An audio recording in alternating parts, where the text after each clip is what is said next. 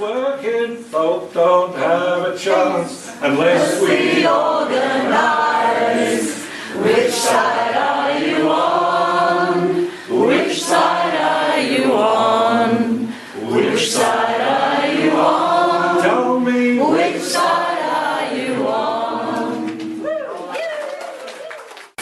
Our next speaker is Maxine Sharkey. Maxine is the Assistant General Secretary of the New South Wales Teachers Federation, post-school education, and she is a staunch advocate of the Stop TAFE Cuts fight.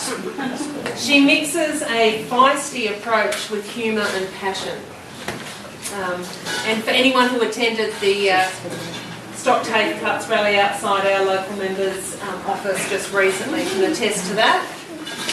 One of the fantastic and successful aspects of the campaign that Maxine's involved in has been the series of rallies around the state, outside state MPs' offices, and at TAFE colleges, with TAFE teachers, students and the community, bringing everyone together. People have been really encouraged to do your block, Stop TAFE Cuts, which is walking around your neighbourhood, letterboxing a personalised flyer, explaining the campaign. Many casual teachers, rather than being left feeling helpless, have been galvanised into action as a result. Maxine, welcome.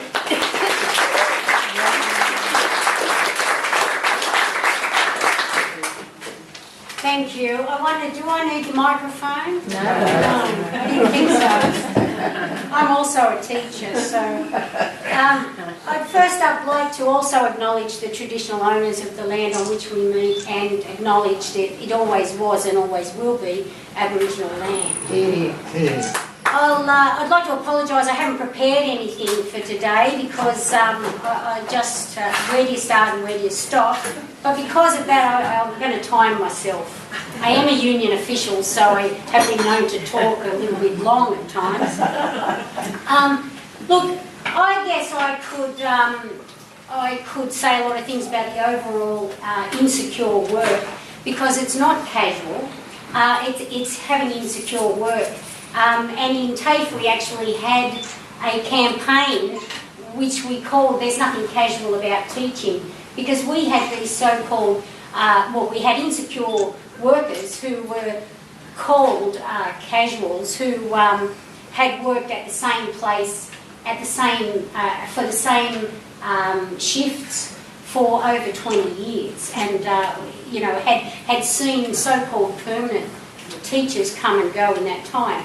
The interesting thing about casual work in TAFE is TAFE is unique in a lot of ways, and sometimes it's unique in great ways. I think TAFE is great, but it's also unique in some bizarre ways, and that is the way that we treat our educated, qualified teaching staff. They're actually, if you're not a permanent teacher, you're called a part-time casual. So you're neither part-time nor casual, you're both. But you really are neither, because many part-time casual teachers teach the exact same hours of permanent teachers, sometimes more, and they aren't casual because they have always taught from 4 o'clock till 8 o'clock, Mondays and Thursdays, and always will, and they have for, as I said, 20, 25 years. So there's not a lot casual about it. The problem with it is that up until recently, they were not paid for the time that they weren't standing in a classroom. And for anyone who has delivered anything, even, Jessie, a speech here, you would have spent some time preparing what you were going to say. It takes time, even if, like me, you haven't written anything down, you're thinking about it. And of course, if I had to give you a quiz on what I'm saying here, I'd have to mark your answers, and that takes time too. So teachers, part-time casual teachers weren't paid for that. And they weren't paid for the time they spent outside of the classroom speaking with students about the industry or about going over something that they had covered in their lesson. And so that was why in 2003, the New South Wales Teachers Federation took the TAFE, or it was the state government, to the Industrial Relations Commission, which we were covered by then, to say that part-time casual teachers should also be paid like permanent teachers. For every hour in the classroom, they should get paid a half an hour of related duties time. That's your preparing and your marking time, and the time that it takes to mark your roll book, which is electronic, etc. Now, surprise, our government of the day didn't want to do that, and it was quite a long and expensive, protracted battle in the court system.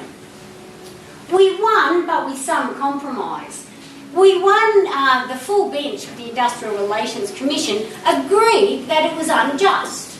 That's that people who were teaching the same amount of time as the person they sat next to was not paid the same money. And that's basically what it was. They were not paid the same money. Casual rate was a little bit higher than a non-casual rate, but that was to factor in the fact that you don't get paid holiday leave, sick leave, etc. That was not to factor in the additional work that you were doing. So we had a little compromise. Not every teacher got paid the pro rata related duties. You had to be teaching for 9 hours or more. So basically they decided, all right, anyone who's doing 8 hours or less, maybe that's casual. But anyone who's working for more than 9 hours, then that's not so casual. And there would be a pro rata of time that you would be paid. And I won't go into that because it's just numbers, and I'm a social worker, I don't do numbers. But you get the drift of the idea that we won immediately, overnight. It was an increase in pay for casual teachers. One of the ways that the employer got around that was to start shifting everybody, believe it or not, onto less than 9 hours of teaching a week. They found, though, that there isn't this huge pool of people just hanging around waiting to do this job, so that hasn't worked so well in some sectors. So unfortunately they are finding ways, as quick as we win, they're finding ways to get around that. So we also won the fact that to override somebody being a so-called casual for 10, 15, 20 years, we also ran a case to say, just like any other public sector employment, that if you had worked, if you're working a full-time equivalent hours, for 2 years, then it should have been acknowledged that there's nothing casual about this, and that in fact this position is needed. Because if it wasn't needed, you wouldn't have been doing it for the last 2 years. And so we won the fact that people who were working a full program for 12 weeks or more would be made into a temporary, and once you were a temporary for 2 years or more, then you could virtually automatically be rolled over to permanency. And we tried to do that to increase permanency in TAFE because casual teaching in TAFE is about 70%. 70% of teaching in TAFE is done by these part-time casual teachers. So we were trying to get decrease the casualisation in TAFE. So we thought this was a great way. I had the pleasure of being a union organiser the very first time that the first lot of temporary teachers hit that magic 2-year period, and it was a fantastic moment. We had to fight for it. We had to show the employer that, well, actually, no, you did agree to this, and everyone else in the public sector is doing this, so you've got to do it. So we saw, 30, 50 people automatically made permanent. People who'd been around in the system, forever, suddenly had permanency, and they were so grateful. But again, the employer found a way around it. The employer went to the Industrial Relations Commission and said, well, that public sector thing that you have, that if a temporary has been temporary for 2 years or more, then automatically they become permanent, we think you should change that. And they said, well, we're not prepared to do that for the whole public sector. But TAFE argued that TAFE is so different to any other employer that it should be dragged out. It should be done away with. Luckily, it wasn't done away with, but they had a rider in there. You could be temporary for 3 years, before you were made permanent, and then you could maybe have another year in exceptional circumstances. And then it wouldn't be automatically that you would be made permanent. You'd have to apply for it, and there was just more hoops to jump through. And so basically it just became very, very difficult for us to have those big numbers of people automatically becoming permanent. But we did have a few that it was still happening for. It was a big fight each time, but we won the fight, and it's always good to win a fight, and justice prevails. Then what happened was Barry O'Farrell was elected into government, and basically there's not a lot of good news stories since. But basically what happened was that government, without any warning, decided that TAFE should no longer be a part of the Department of Education and Communities, because basically education's got nothing to do with what TAFE does according to this government. So we would be taken out of the state industrial system, and we should be put under Fair Work. And it was a little bit difficult for us as a union at the time, because all of a sudden, you know one system, and everyone else in my union is still in that system, by the way. All the teachers in schools and jails are still in that system, but this group of us are taken out, and we're in a different system now. We're in the Fair Work system. And under Fair Work, and look, I really should put the timer on fast forward now so I don't get onto my favourite hobby horse. But, they've called Fair Work Fair Work. They had to put that word in because there's nothing fair about it. Okay, it might be better than what Work Choices was, but it still sucks. Really, it does. There's nothing fair about it. What we had was an agreement, and we had a procedure and a policy, because TAFE still is a bureaucracy, and bureaucracies love policies and procedures. So we had a policy and procedure for this temporary teacher thing, and policies and procedures for everything. But under Fair Work, it's just a policy. It's just a guideline, it's just a procedure. It can't be enforced under Fair Work because it's not in the enterprise agreement. And so we go to the employer and say, but this person's been in temporary for 4 years now, and you're turning students away because you haven't got enough teachers to stand in a classroom and teach them, and you're going to tell me you're not going to make that teacher a permanent. You'll go, okay, but they can't be temporary anymore, okay? They cannot be temporary anymore because they've been temporary for 4 years now. Okay, that's fine. You're not temporary anymore. As a temporary, you got paid pro rata for holidays and the holiday periods that actually they're not really holidays, they're non-attendance times. It's really where you go to work, but you go to work in your tracky dacks or your jammies because you're working at home, or in the country where I did, I actually did go to work in my jammies sometimes in the holiday period, because it really wasn't a holiday. But so all of a sudden you've been a temporary on these conditions for 4 years, and now we can't make you temporary anymore, so you're back as a casual. But guess what? I still want you to front up at that class because that class still needs you. And unfortunately, because there's two or three reasons, teachers love their job.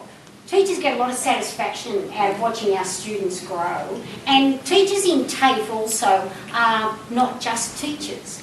We are teachers because we're trained teachers, but we come from an industry. I come from the social service industry, and I love my industry. And I knew that a lot of students that I was teaching as welfare workers, as youth workers, as community workers, are people that are going to go out into the industry that I'm really proud of, and are people that I'm going to work beside one day.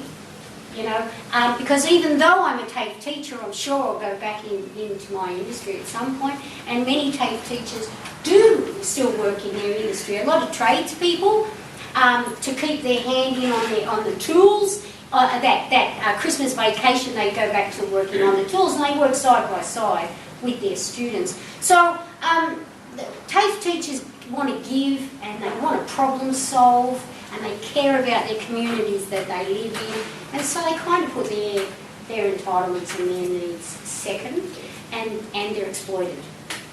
basically, they're exploited. So anyway, I'm over time, but lastly, I'd just like to say the next thing that we're trying to do, we know that every time we come at them, they'll find a way around us. So we have to keep coming at them, and we're coming at them now with, now under Fair Work.